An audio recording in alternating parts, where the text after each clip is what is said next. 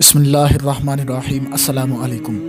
روایت ہے حضرت ابو ہریرہ رضی اللہ تعالیٰ عنہ سے، فرماتے ہیں فرمایا رسول پاک صلی اللہ تعالیٰ علیہ وآلہ وسلم نے کہ تم کسی بد عمل پر کسی نعمت کی وجہ سے رشک نہ کرو، کیونکہ تم نہیں جانتے کہ وہ مرنے کے بعد کس چیز سے ملے گا۔ اس کے لیے اللہ کے نزدیک نہ مرنے والا جان لیوا ہے، یعنی آگ۔ روایت ہے حضرت عبداللہ ابن عمر رضی اللہ تعالیٰ عنہما سے، فرماتے ہیں فرمایا رسول پاک صلی اللہ تعالیٰ علیہ وآلہ وسلم نے کہ دنیا مومن کا جیل خانہ اور اس کی قحط سالی ہے۔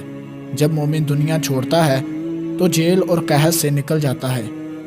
روایت ہے حضرت عمر ابن شعیب رضی اللہ تعالیٰ عنہما سے، وہ اپنے والد سے، وہ اپنے دادا سے راوی، وہ رسول پاک صلی اللہ تعالیٰ علیہ وآلہ وسلم سے راوی، فرمایا جس میں دو عادتیں ہوں اسے اللہ تبارک و تعالیٰ شاکر صابر لکھتا ہے۔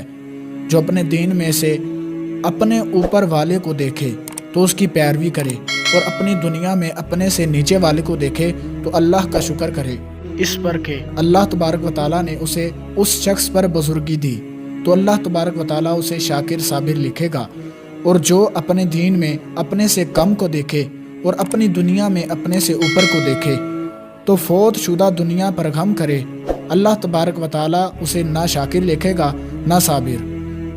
دوستو، اللہ تبارک و تعالیٰ سے دعا ہے کہ اللہ رب العزت ہمیں ان احادیث پر عمل کرنے کی توفیق عطا فرمائے۔